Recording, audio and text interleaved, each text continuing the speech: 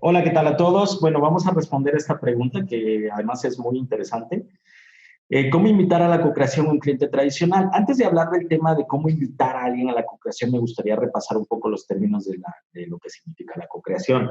En el webinar lo que estuvimos hablando en particular era que la nueva forma de comprar ha cambiado, perdón, la nueva forma de vender ha cambiado porque la nueva forma de comprar ha evolucionado. Esto, cuando estamos hablando del proceso de venta de B2B en particular, tenemos que entender que no es lo mismo el ir de shopping en B2C que hacer un proceso de venta en B2B. Y esto tiene unas pautas muy claras. Cuando tú estás en B2C, es una compra muchísimo más por impulso y usualmente tiene que ver con un presupuesto individual. Cuando tú estás en B2B, lo que estás haciendo es un proceso en donde tienes que entender que el que te va a comprar no solamente el de compras, que de hecho particularmente es casi la última persona que se entera de toda la parte técnica, sino la persona a la cual le tienes que resolver un problema en tres niveles. A él, a su área y a su organización. Y hay muchos elementos. Entonces, es muy importante entender que para poder establecer una propuesta compleja, tienes que estar inmerso en la escucha activa de no solamente el problema específico que tiene el perfil que vas a ver, sino la correlación que hay y todas las otras cosas que hay atrás o lateralmente o arriba de esa área o de ese puesto para poder hacer una propuesta de pies y cabeza. Como tú no vives las 24 horas con tu cliente, pues no puedes tener la información. Entonces, es importante explicarle esto al cliente, que para que tú puedas hacerle algo a la medida y sobre todo, este punto es el más importante y lo digo con toda sinceridad, es para que no le tengas que costear extra o demás, tienes que entender muy bien cómo es la situación interna a través de diferentes cosas que vas a mapear con él. ¿Sí? No es una auditoría, es más ejercicios para que en el momento en el que estén haciendo el ejercicio tú te puedas dar cuenta que a lo mejor no estás tomando en cuenta otras cosas que no sabías, porque incluso hasta el mismo cliente a lo mejor no sabía. Y ahí mismo las vas a descubrir. Entonces, hay varias maneras para responder a esta pregunta. La primera, plantearlo desde esta posición cuando estés hablando con tu cliente.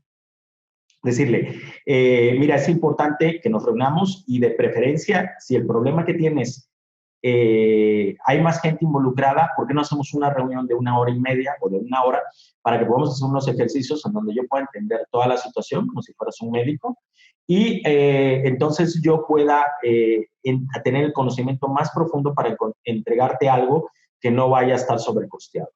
La segunda es que usualmente cuando les dices esto suelen aceptar. Y el segundo punto es, mándame un mail con esos puntos que quieras que veamos y más o menos de qué va a ser la dinámica, porque internamente ellos los redirigen o forwardean este tipo de mail a las otras personas invitadas.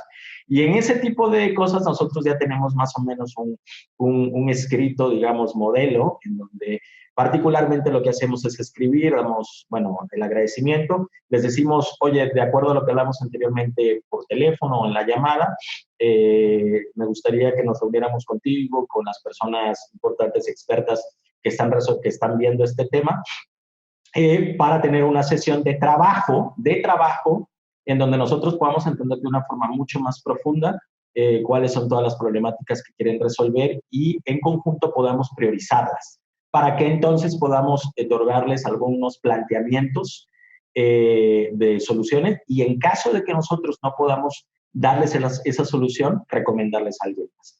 Este tema de recomendar a alguien más no es para sugestionar a tu cliente, es que en realidad tienes que entender que no puedes solucionar a lo mejor todas las cosas, ¿no?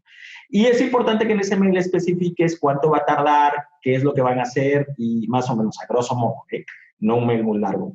Yo diría que esas serían más o menos como las prácticas. Evidentemente, cuando te dé la fecha y te diga que sí, pues adelante, ¿no? Volvemos a lo mismo un poco con una pregunta anterior. Cuando es muy tradicional y él está reacio a co-crear y estás intentando venderle un producto, un servicio o incluso un proyecto complejo, yo tendría mis cuidados en cuanto a poder considerar clientes que no quieran co-crear, porque el problema de no co-crear al principio es que luego cuando estés implementando te va a costar un montón de trabajo poder hacer que el cliente se corresponsabilice de los resultados. Muchas gracias a todos.